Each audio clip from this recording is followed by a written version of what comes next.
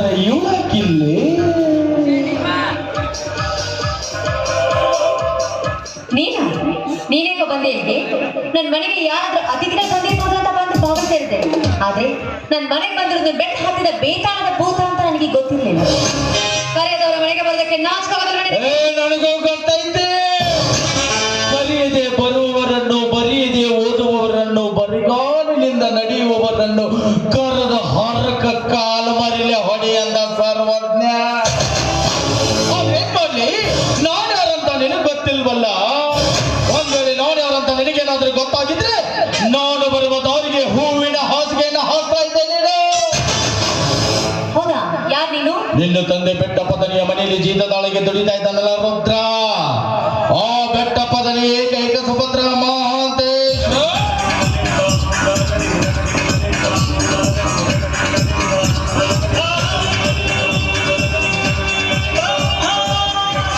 ಏನು? ನೀನು ಬೆಟ್ಟ ಪದನಿಗಳ ಮಗನ? ಅವಕಾಶ ಖರ್ಚು ಮೈ ಮೇಲೆ ಬಿತ್ತ ಕುಶಲಂಗಾಯ್ತಾ? ರಕ್ತ ಹೆಪ್ಪಗಟ್ಟಿರ್ಬೇಕಲ್ಲ. ಇಲ್ಲ, ಇದ್ಯಾವುದೂ ಆಗ್ಲಿಲ್ಲ. ತುಂಬಾನೇ ಆಶ್ಚರ್ಯವಾಗ್ತಾ ಇದೆ.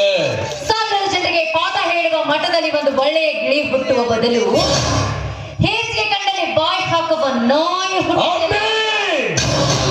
ಮಾತಿಗೆ ಮಾತು ಬೆಳೆಸಿ ನನ್ನ ಪಿತ್ತಾನ ಇನ್ನಷ್ಟು ನೆತ್ತಿಗೆ ಬೇಡ. ಸುಮ್ಮನೆ ಬಂದು ನನ್ನ ಕಾಗಬೇಕಷ್ಟ. ನಾನು ನಿನ್ನವಳಾಗ್ಬೇಕು. ಆಯ್ತು, ಆದ್ರೆ ನನ್ನ ಪ್ರಶ್ನೆಗೆ ಉತ್ತರ ಹೇಳ್ತೀಯ?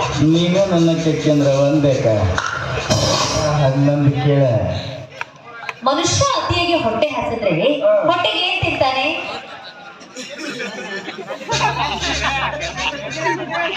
ಎಗ್ ರೈಸ್, ರೊಟ್ಟಿ, ಚಪಾತಿ, ಅನ್ನ ತಿಂತಾನ. ಹೌದಾ? ಅನ್ನನೇ ಯಾಕೆ ತಿನ್ಬೇಕು? ಅನ್ನದ ಬದಲು ಸಗಣಿ ತಿಂದ್ರೆ ಏನಾಗುತ್ತೆ? ಅನ್ನ ತಿನ್ನೋ ಬಾಯಿಂದ ಯಾವನಾದ್ರೂ ಸಗಣಿ ತಿಂತಾನೆ?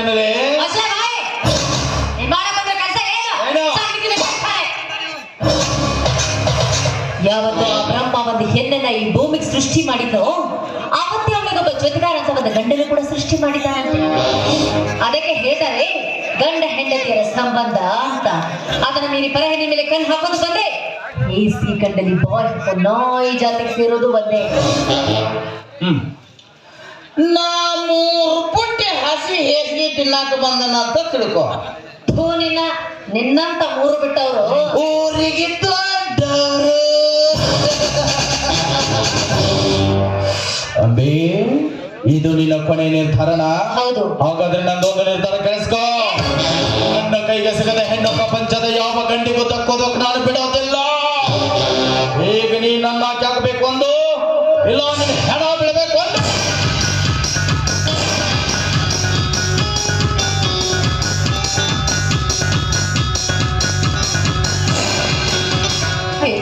ಇದೆಂತ ಪರಿಸ್ಥಿತಿ ಮನೆಯಲ್ಲಿ ನನ್ನ ತಂದೆ ಕೂಡ ಇಲ್ಲ. ಈ ಪಾಪಿಗಂತೂ ಈ ರೀತಿ ವರ್ತನೆ ಮಾಡ್ತಾ ಇದ್ದಾನೆ. ನಾನು ಹೇಗಾದ್ರೂ ಮನೆಯ ಕೈಯಿಂದ ಪಾರಾಗ್ಲೇಬೇಕು. ಆದ್ರೆ ಹೇಗ್ ಪಾರಾಗೋದು ಒಂದು ತೋರಿಸ್ತಾ ಇಲ್ಲ. ಇನ್ನೇನಾದ್ರೂ ಒಂದು ದಾರಿ ತೋರಿಸ್ಬೇಕಪ್ಪ ನನಗೆ. ಹೌದು, ಸುಮ್ಮನೆ ಈತನ ಪ್ರೀತಿಸ್ತೀನಿ ಅಂತ ಹೇಳಿ ಈತನ ಕೈಯಿಂದ ಪಾರಾದ್ರೆ ಆಯ್ತು. ಮಾಂತೆ,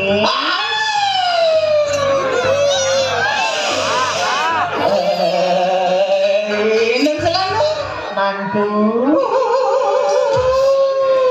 ನಾನು ನಿನ್ನ ತುಂಬಾ ಪ್ರೀತಿ ಮಾಡ್ತೀನಿ. ಹೌದಾ?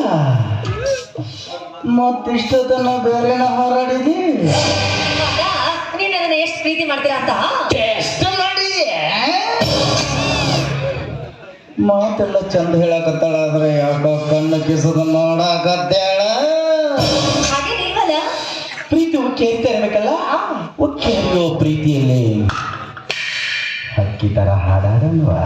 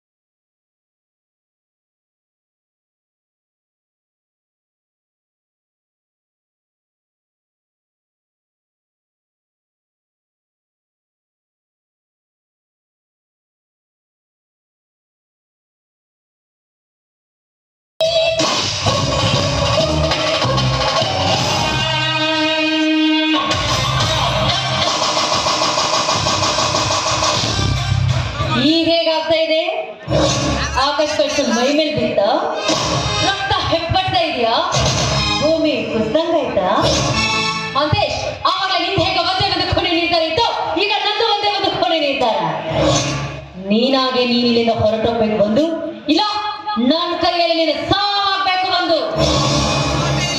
ಹೇ ಪ್ರಭು,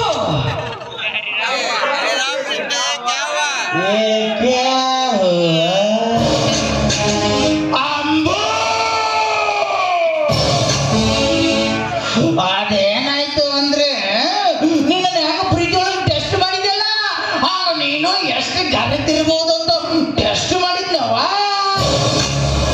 ಗೊತ್ತಾಯ್ತಾ? ನೀ ಬರೀ ಗರತಲ್ವಾ, ಗರತಿ ಗಂಗವ್ವ ಅಂದ್ರ ಈಗ ನಮ್ದು ಸರಿ ಹೋಯ್ತು, ನಿಮ್ದು ಸರಿ ಹೋಯ್ತು, ಅದನ್ನ ಇಳಿಸಿಬಿಟ್ಟಂದ್ರ ಹೋಗ್ಬಿಡಿದೆ. ನೀನೆಂತ ಉಸಿರು ಬಳ್ಳಿ ಜಾತಿಗೆ ಸೇರಿದವನು ಅಂತ ನನ್ನ ಮಾತು ಶೆಟ್ಟಿಗೆ ಬಾ, ಕುಂಟೆ ಮೇಲೆ ಆಡದ.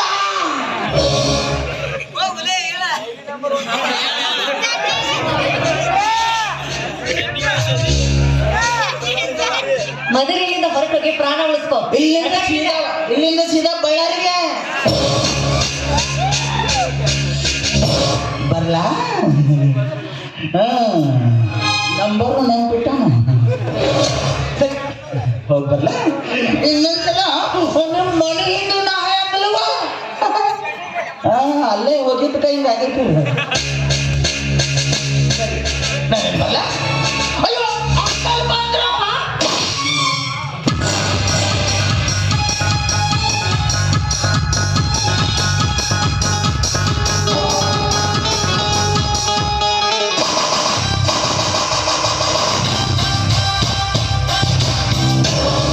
ಏನಲ್ಲೇ ಮಿಟಕ್ಲಾಡಿ ತಲೆಯನ್ನು ತುರ್ಬಾಕಟ್ಟಿ ಮುಸುರಿ ತಿಕ್ಕೊಂಡು ನಿನಗ ಇಷ್ಟು ಪಾಗರ ಐತಂದ್ರ ಮೂಕದ ಮೇಲೆ ಮೀಶ ಹೊತ್ತಿರುವ ಗಂಡಸಾನು ನಾನು ನಿನ್ನ ಬಿಟ್ಟು ಬಿಡೋದು ಅನ್ಕೊಂಡಿದ್ದೆ.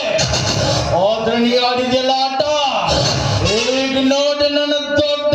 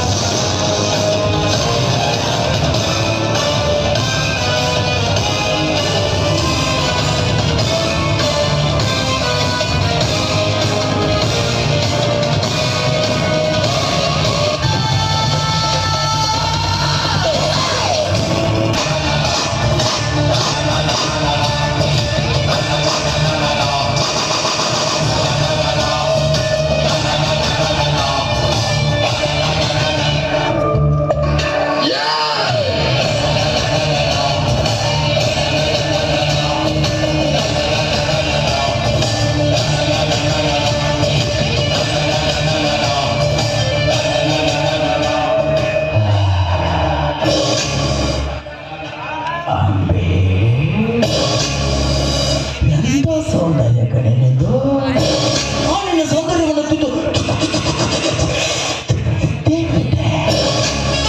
ಅವತ್ತು ನೀ ನನ್ನ ಕೆನ್ನೆ ಹೊಡೆದಿಲ್ಲ, ಇವತ್ತು ನಾವು ನಿನ್ನ ಜೀವನಕ್ಕ ಹೊಡೆದಿಲ್ಲ.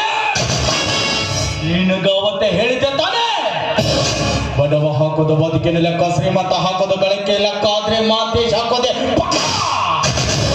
ಅಂಬಿ ನಿನ್ನ ಸಾವಿನ ಲೆಕ್ಕ.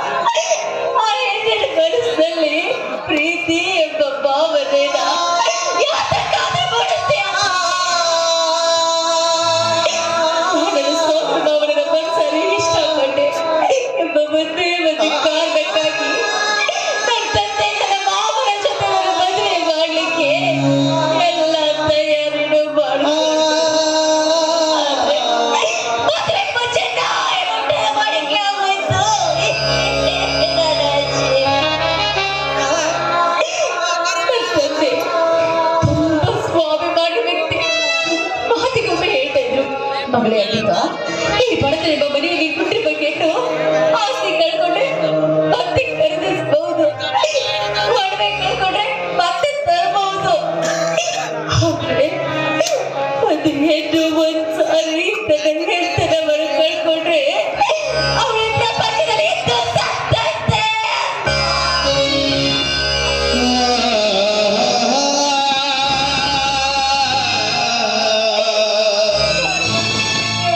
ಸತ್ತಂತೆ. ನನ್ನ ತಂದೆಗೆ ನಾನು ಹೇಗೆ ಮುಖ ತೋರಿಸ್ಲಿ? ಇಲ್ಲ, ನನ್ನಿಂದ ನನ್ನ ತಂದೆ ಯಾವತ್ತೂ ನಂಬ್ಕೊಳ್ಬಾರ್ದು. ನಾನು ಎಂತ ಪಾಪಿ ಮಗಳನ್ನ ಹೆತ್ತೆ ಅಂತ ನನ್ನ ತಂದೆ ಯಾವತ್ತೂ ನೋವು ಪಡಬಾರ್ದು. ಹಾಗಾದ್ರೆ ನನ್ನಂತ ಪಾಪಿ ಮಗಳು ಬದುಕಬಾರ್ದು, ನಾನು ಬದುಕಬಾರ್ದು.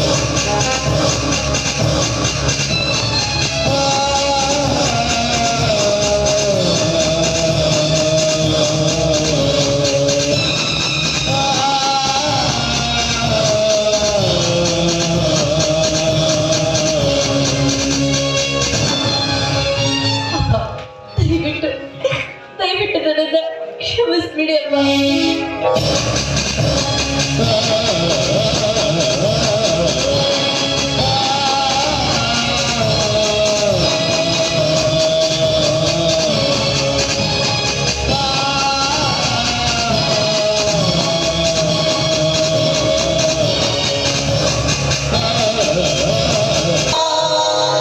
ಮಗಳೇ ಅಂಬಿಕಾ, ನೋಡುವ ನೀ ಹೇಳಿದ ಬಾಳ ಹೂವ ತಗೊಂಬಂದಿನಿ. ಏನ್ ಮಾಡಕತ್ತೀವ?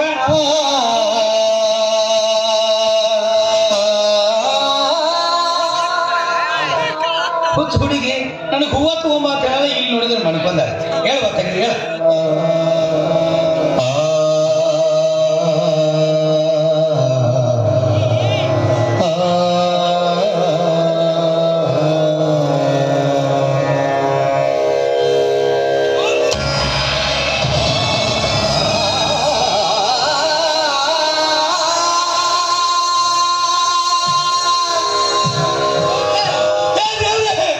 ಏನಾಯ್ತಪ್ಪ ನನ್ನ ಮಗಳಿಗೆ?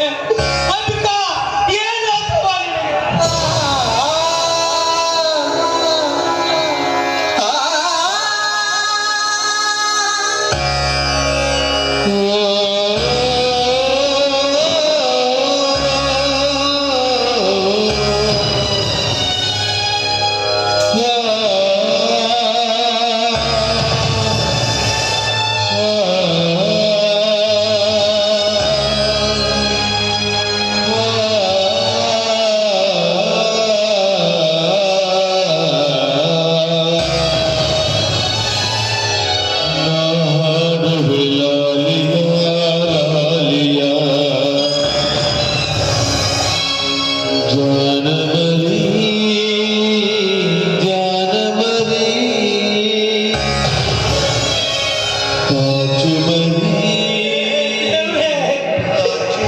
ಯಾಕಪ್ಪ ಈ ಬಡವನ ಮೇಲೆ ಕೋಪ ಹೊಡ್ಕೊಂಡಿದ್ದೆ?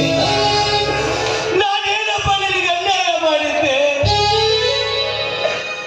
ನನ್ನ ಮಗಳು ಭೂಮಿಗೆ ಬೀಳುವ ಮುನ್ನ ಅವಳ ತಾಯಿನ ಕರ್ಕೊಂಡು ಬಿಟ್ಟೆ. ಮದುವೆಯಾಗಿ ಹೊಸ ಪ್ರಪಂಚ ಚಿಕ್ಕ ಕಾಲಿಡಬೇಕಾದ ನನ್ನ ಮಗಳು ಅವಳನ್ನು ಕರ್ಕೊಂಡು ಬಿಟ್ಟೆ. ಯಾಕಪ್ಪ ನನಗೇನಪ್ಪ ಮೋಸ ಮಾಡಿ?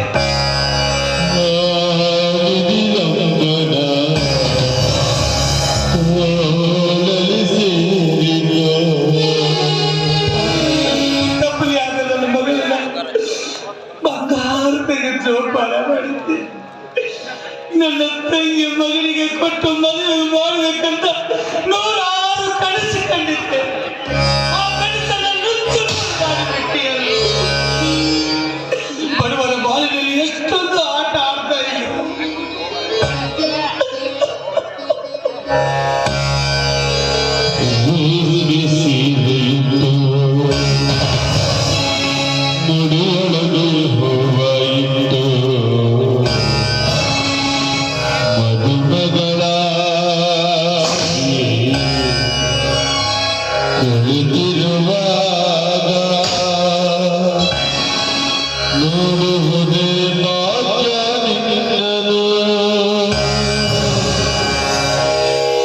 ಮಂತ್ರ ಹೇಳುವಾಗ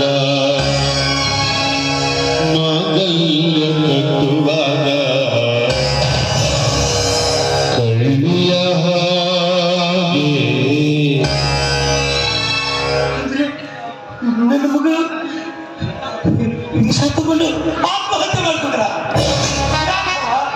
ಆತ್ಮಹತ್ಯೆ ಮಾಡ್ಕೊಳ್ಳಿ ಅಂಬಿಕಾ ಕೇಳ್ತೇನಾದ್ರು ಇಲ್ಲ ಅಂತ ಹೇಳಿದ್ದೇನವ ಆತ್ಮಹತ್ಯೆ ಮಾಡಿಕೊಳ್ಳುವಂತ ಏನ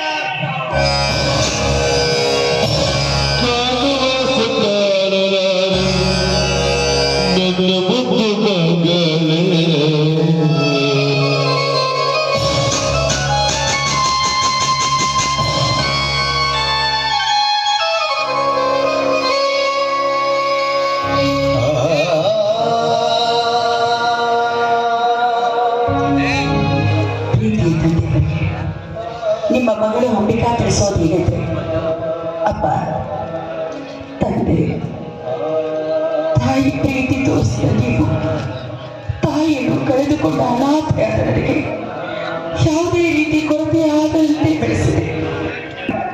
ಮುಂದೆ ನಾನು ಮೆಚ್ಚಿದವರನ ಜೊತೆ ನನ್ನ ಮದುವೆ ಮಾಡಲು ಸಹ ಮುಂದಾದೆ. ಆದ್ರೆ ನಾನೊಂದು ಬಗೆದರೆ ದೈವ ನನ್ನ ಜೀವನದಲ್ಲಿ ಮತ್ತೊಂದು ಬಗೆಯಿತು ಎನ್ನುವಂತೆ ನೀವು ಮನೆಯಲ್ಲಿ ಯಾರು ಇಲ್ಲದ ಸಮಯದಲ್ಲಿ ಬೆಟ್ಟಪ್ಪ ಸಾಹುಕಾರ ಧನಿಗಳ ಮಗ ಮಹಾಂತೇಶ ಬಂದು ನನ್ನ ಹೆಂಡತನವನ್ನೇ ಹಾಳು ಮಾಡಿಬಿಟ್ಟನಪ್ಪ, ಹಾಳು ಮಾಡಿಬಿಟ್ಟ. ಶೀಲ ಕಳೆದುಕೊಂಡ ಹೆಣ್ಣು ಈ ಭೂಮಿ ಮೇಲೆ ಬದುಕಬಾರದು ಅಂತ ನಿಮ್ಮನ್ನ ಬಿಟ್ಟು ಬಹು ದೂರ ಹೋಗ್ತಾ ಇದ್ದೀನಪ್ಪ. ದಯವಿಟ್ಟು ನನ್ನ ತಪ್ಪನ್ನ ಕ್ಷಮಿಸಿ ಬಿಡಿಯಪ್ಪ, ಕ್ಷಮಿಸಿಬಿಡಿ.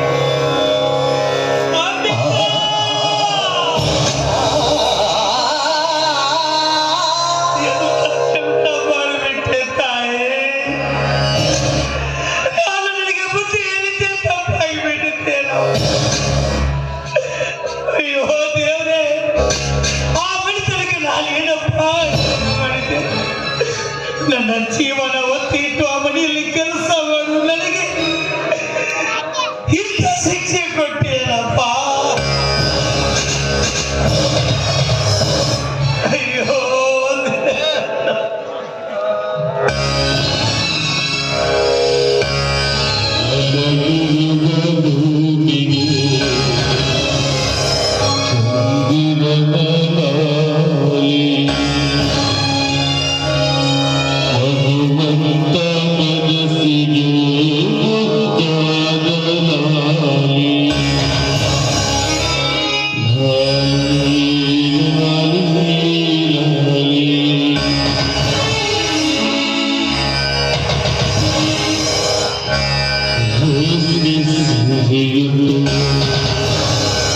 ಮುಡಿದೊಳಗೆ ಹೋರಾಗಿದ್ದು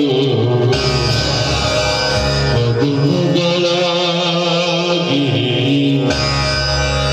ಕುಳಿತಿರುವಾಗ ನೋಡುವುದು ಭಾಗ್ಯದಿಂದಲೂ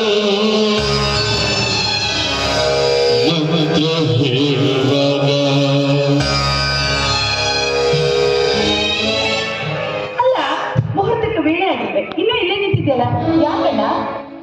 ಯಾಕಂದ್ರೆ ಒಬ್ಬಳೆ ಮಗಳು ಹೇಗೆ ಮದುವೆ ಮಾಡಿಕೊಳ್ಳೋದಂತ ವಿಚಾರ ಮಾಡ್ತಾ ಇದ್ದೀವಿ. ಹೆಣ್ಣು ಅಂದಮೇಲೆ ಮತ್ತೊಬ್ಬರನ್ನೇ ಬೆಳಗೋದಕ್ಕೆ ಹೋಗ್ಲೇಬೇಕು. ಇದು ಜಗದ ನಿಯಮ ಕಣ.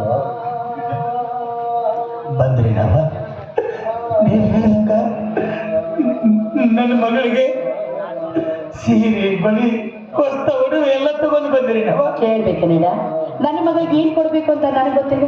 ಧಾರೆ ಸೀರೆ, ಬಂಗಾರದ ಒಡವೆ ಎಲ್ಲ ತಂದಿದ್ದೀನಿ.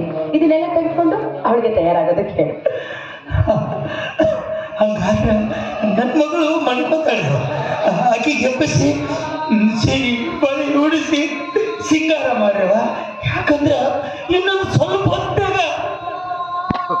ನನ್ನ ಮಗಳು ಮೆರವಣಿಗೆ ಹೋಗೋದೈತೆ. ಮದುವೆ ಅಂದಮೇಲೆ ಮೆರವಣಿಗೆ ಮಾಡಲೇಬೇಕು.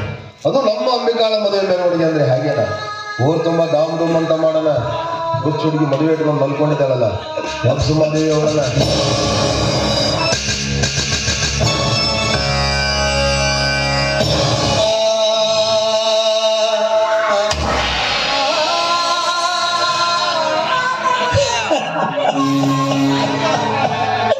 ಉಸಿರು ಇಲ್ಲದ ಸಿರಿನ ನೆಲಕ್ಕೆ ಬಿಟ್ಟ ಮೇಲೆ ಏನಂದ್ರೆ ಎಲ್ಲಿದೆ ಬೇಕ್ರಿ ಅವ. ಏನಾಗ್ತದೋ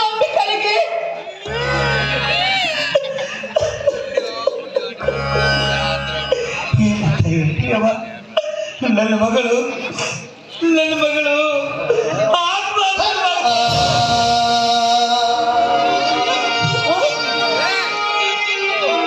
ಆತ್ಮಹತ್ಯೆ ಮಾಡಿಕೊಳ್ಳುವಂತ ಆಪತ್ತಾದ್ರೂ ಏನ್ ಬಂದಿದ್ದ ಅಂಬಿಕಾಳಿಗೆ?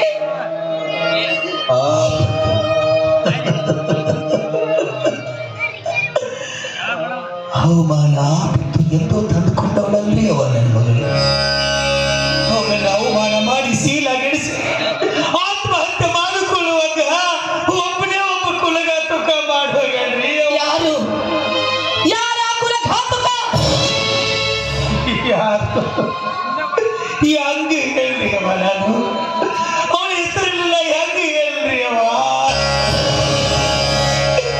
ಚಿಕ್ಕ ಮಗು ಇದ್ದಾಗ ಹೆಗಲ ಮೇಲೆ ಕುಂಡಿಸ್ಕೊಂಡು ಆಟ ಆಡಿಸ್ತಾ ಇದ್ದೆ.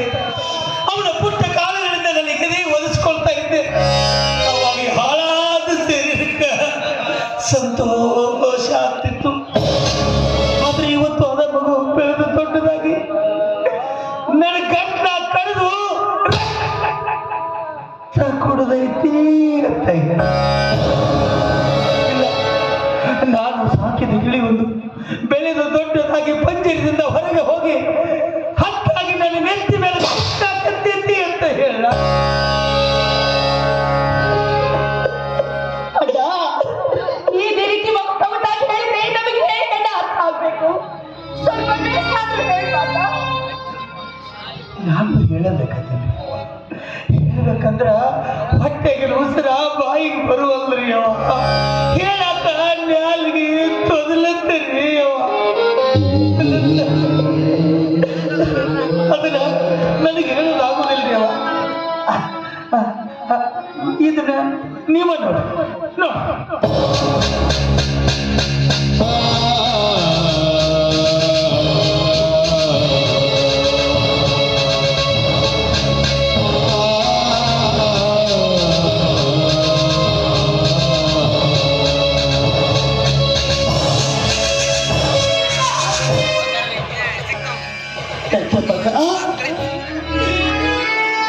ನಾನು 9 ತಿಂಗಳು ಹೊತ್ತು ಹೆತ್ತ ನನ್ನ ಮಗ. ಇಲ್ಲ, ನನ್ನ ಮಗ ಈ ಕೆಲಸ ಮಾಡೋದಕ್ಕೆ ಸಾಧ್ಯ ಇಲ್ಲ. ನನ್ನ ಮಗ ಈ ಕೆಲಸ ಮಾಡಿಲ್ಲ. ನನ್ನ ಮಗ ಈ ಕೆಲಸ ಮಾಡೋದಕ್ಕೆ ಸಾಧ್ಯ ಇಲ್ಲ.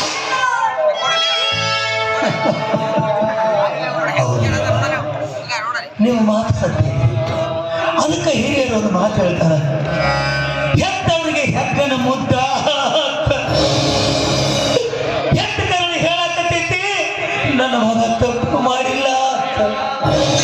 ಆದ್ರೆ ಆ ಸತ್ತ ಕರಳಿ ಹೆತ್ತ ಕರಳು ಏನಂತ ಹೇಳ್ಬೇಕವ? ಏನಂತ ಹೇಳ್ಬೇಕು ತಾಯಿ?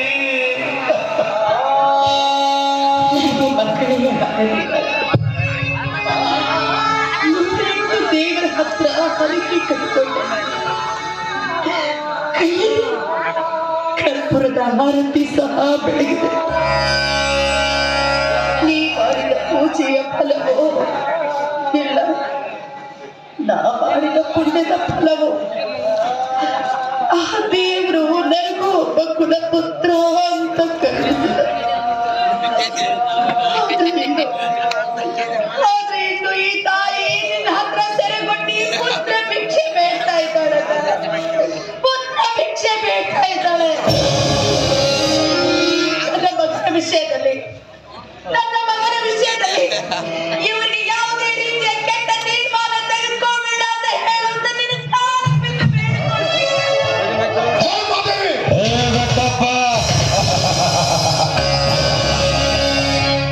ನಾನು ಯಾರು ಗೊತ್ತಾ?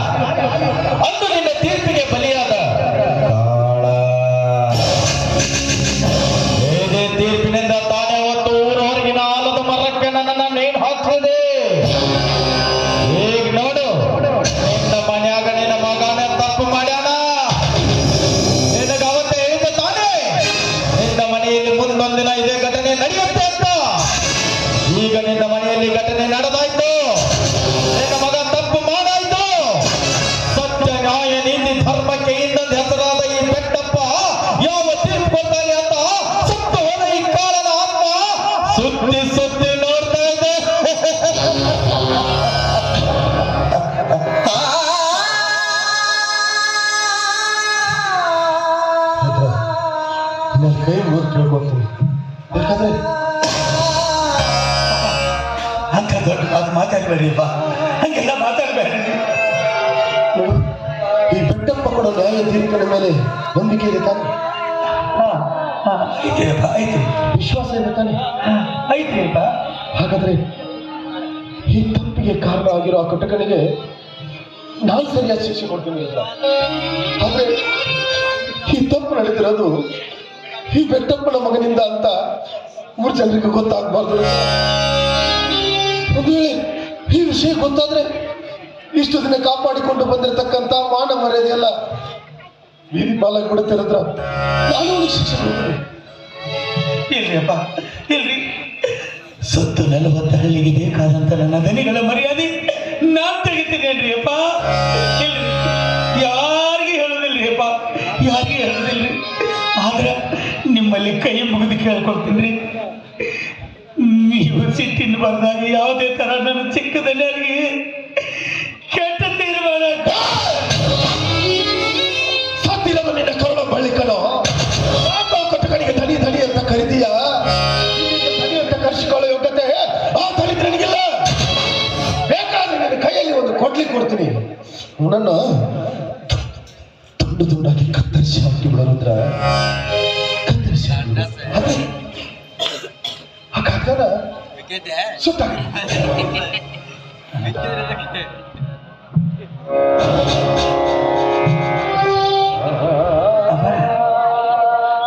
ಈ ಕಾಗದ ಸುಡುವುದು ಬೇಡ, ಈ ಕಾಗದ ಹರಿದು ಹಾಕೋದು ಬೇಡ. ಈ ಕಾಗದ ಒಂದು ವೇಳೆ ಹರಿದು ಹೋಗಿದೀವಿ ಅಂದ್ರ ಹರಿದು ಹೋದ ಕಾಗದ ಜೋಡಿಸಿ ಓದು ಜನ ಅದಾರಿಯಪ್ಪ ಪ್ರಪಂಚದಾಗ. ಅದಕ್ಕ ಈ ವಿಷಯ ಯಾರಿಗೆ ಗೊತ್ತಾಗಬಾರ್ದು, ಈ ಕಾಗದ ಯಾರಿಗೆ ಸಿಗಬಾರ್ದು, ಈ ಕಾಗದ ಯಾರಿಗೆ ಸಿಗಬಾರ್ದು. ಇದಕ್ಕೆ ಸರಿಯಾದ ಶಿಕ್ಷೆ ನನ್ನ ತಿಳಿದ್ರಿಪ್ಪ. ಇದಕ್ಕೆ ಶಿಕ್ಷೆ ನಾ ಕೊಡ್ತೀನಿ, ಈ ಕಾಗದಕ್ಕೆ ಶಿಕ್ಷೆ ನಾ ಕೊಡ್ತೀನಿ.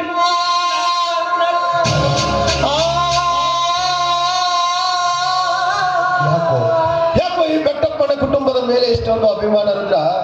ನೀನು ಮಾಡಿರೋ ಈ ಉಪಕಾರಕ್ಕೆ ಈ ಬೆಟ್ಟಪ್ಪನ ಮೈ ಚರ್ಮ ಸುಲಿದು ಚಪ್ಪಲಿ ಮಾಡಿಕೊಟ್ರು ಕೂಡ ಕಡಿಮೆ. ನಾನು ಕೊಡ್ತೀನಿ ರುದ್ರ, ಸರಿಯಾದ ನ್ಯಾಯ ತೀರ್ಮಾನ ಕೊಟ್ಟೇ ಕೊಡ್ತೇನೆ.